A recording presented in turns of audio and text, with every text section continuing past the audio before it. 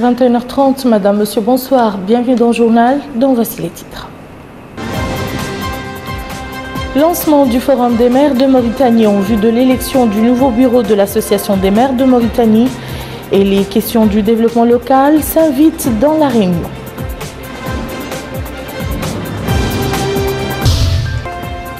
Des localités du Trarza bénéficient d'un réseau électrique basse tension financé par l'État et l'Union européenne.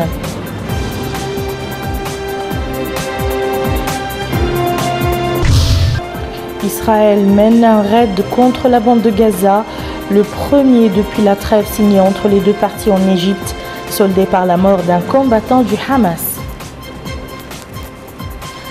Merci Madame, Monsieur de vous joindre à nous. Nous ouvrons ce journal par l'actualité parlementaire marquée à l'Assemblée nationale par des réunions consacrées à l'examen des projets du budget de certains départements ministériels, mais aussi de l'Assemblée nationale. Abdelrahman Hamad nous en dit plus. Le bureau de l'Assemblée nationale, tenu sous la présidence du député Mohamed Louboili, le président de cette chambre parlementaire, a été consacré à l'examen du budget de l'Assemblée nationale. La commission des finances à l'Assemblée nationale a, quant à elle, tenu une réunion sous la présidence de son président, député Sidi Ould Didi, pour examiner le budget du ministère de l'Enseignement supérieur et de la Recherche scientifique.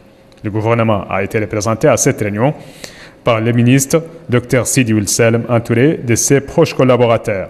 L'occasion pour lui de présenter devant les députés les projets du budget de son département pour l'exercice 2014.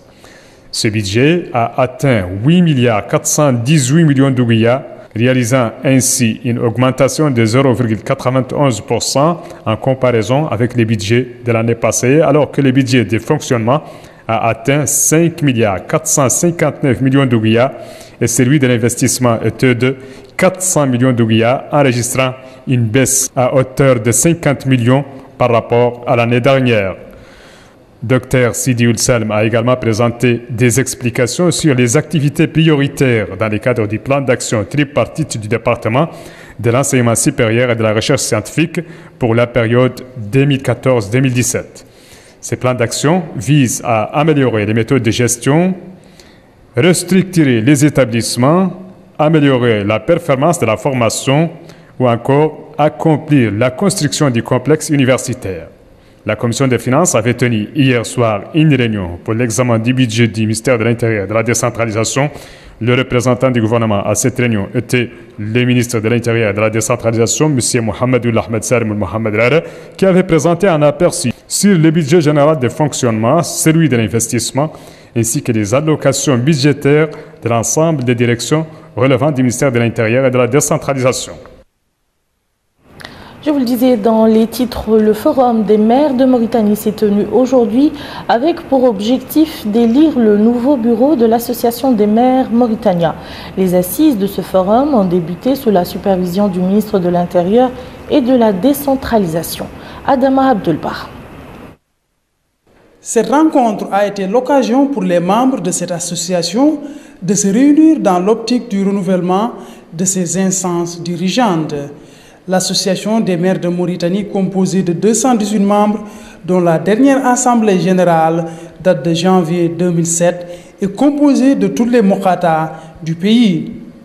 La cérémonie d'ouverture a été présidée par le ministre de l'Intérieur et de la décentralisation, Mohamed Ould Ahmed Salem Ould Mohamed Rare, qui, au cours de son allocution, s'est appesanti sur les efforts déployés par les pouvoirs publics en matière de décentralisation. Il a, dans cette même optique, cité la mise en place du FRD, Fonds régional de développement, d'un montant de 3,5 milliards d'ouguias, dont plus de 60% est dédié aux infrastructures. Ce qui, poursuit-il, a permis à 100 communes sur toute l'étendue du territoire de se doter d'infrastructures de qualité. Dans le cadre de la formation, selon toujours le ministre, en collaboration avec la coopération allemande de développement, la GIZ, plus de 300 élus locaux ont pu bénéficier d'une formation. Les mairies jouent un rôle important dans le processus de développement, surtout au niveau de la base, d'où la nécessité pour ces élus locaux de disposer de moyens nécessaires en vue de l'accomplissement de leur mission. Nous aurons à élire un nouveau bureau exécutif, élaborer dans le futur un programme d'action pour les 5 prochaines années et éventuellement procéder à des réajustements de structuration qui pourraient s'avérer nécessaires. Si notre association a ses détracteurs, elle a aussi ses turifères. Des témoignages formulés par certains de nos partenaires et visiteurs reconnaissent que notre association a un bilan non négligeable eu égard à la modicité de ses ressources, aussi bien humaines que financières. C'est là le lieu pour nous de souhaiter que l'État non seulement rétablisse les appuis financiers qu'il nous a alloués par le biais du budget de l'État et du Fonds régional de développement, mais décide aussi d'accroître cette aide d'année en année. Il faut noter que cette Assemblée générale s'est tenue en présence du ministre des Finances, de celui de l'Habitat, de l'Urbanisme et de l'Aménagement du territoire, de la présidente de la CUN et du Wali de Nouakchott-Ouest. Et au Trarza, l'agence d'accès universel vient de finaliser un réseau électrique basse tension reliant plusieurs localités de cette wilaya, jusque-là privées de cette énergie.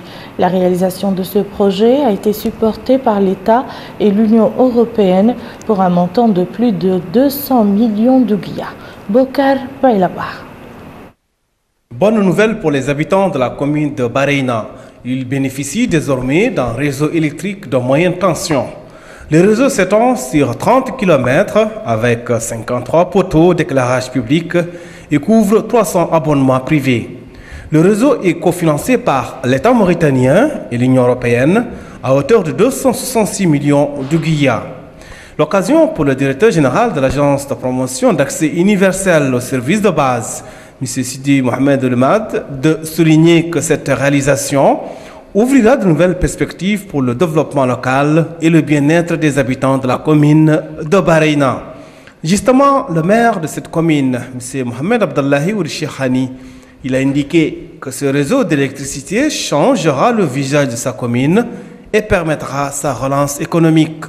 Auparavant, le Wali du Trarza avait supervisé une réalisation d'équipements d'appui en énergie solaire destinés à alimenter gratuitement les populations locales en eau potable.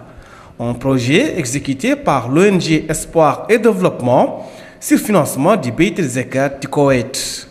Accéder aux services de base comme l'eau et l'électricité, les populations à l'intérieur du pays en ont grandement besoin. La chaîne Chinké TV a organisé hier une soirée débat sous le thème l'unité nationale et les moyens de la renforcer. Des journalistes et chercheurs ont échangé sur les défis qui menacent l'unité nationale et la cohésion sociale, soulignant la nécessité d'instaurer les fondements permettant d'asseoir cette unité nationale sur des bases solides. Ils ont également fustigé tous les discours extrémistes qui représentent une réelle menace pour l'unité nationale.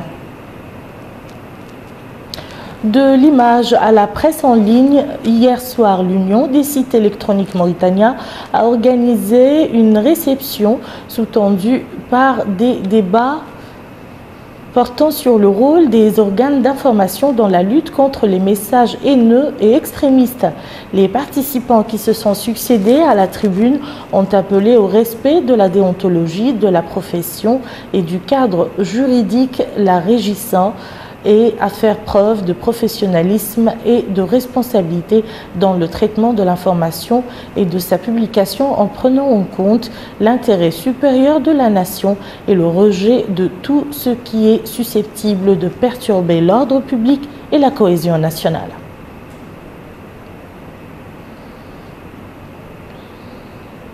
Direction à présent Vderik dans le Tirs Zamour qui accueille ces jours-ci une caravane médicale qui relève du secrétariat national exécutif de lutte contre le sida. Sur place, le corps médical a effectué des consultations et des examens gratuits de dépistage du VIH-sida. La caravane était auparavant à Zouerat où elle a entrepris une campagne similaire. L'actualité internationale est marquée en Palestine par le dernier raid mené par l'aviation israélienne sur la bande de Gaza, soldé par la mort d'un combattant du mouvement du Hamas. Le raid et les tirs de chars ont visé des bases du Hamas. C'est la première agression israélienne contre l'enclave palestinienne depuis le cessez-le-feu conclu en août dernier entre Israël, le Hamas, le djihad islamique et l'OLP.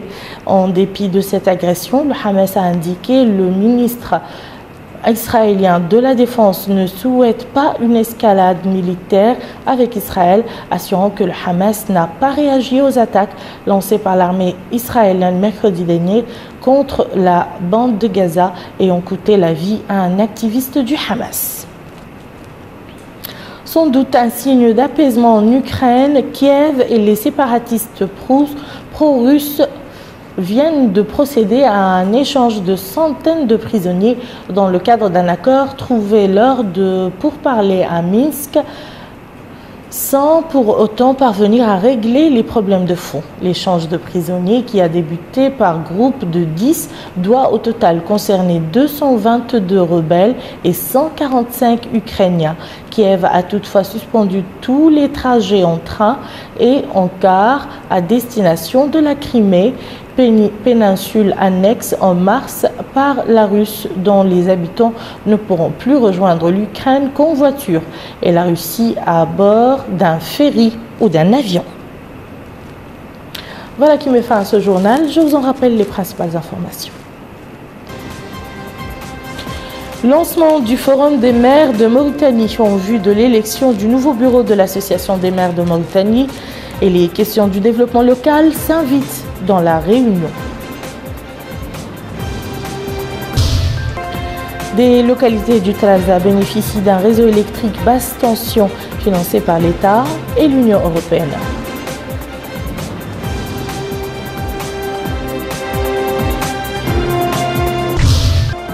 Israël mène un raid contre la bande de Gaza, le premier depuis la trêve signée entre les deux parties en Égypte, soldé par la mort d'un combattant du Hamas. Merci, Madame, Monsieur, de nous avoir suivis. Passez un excellent week-end et à très bientôt, Inch'Allah.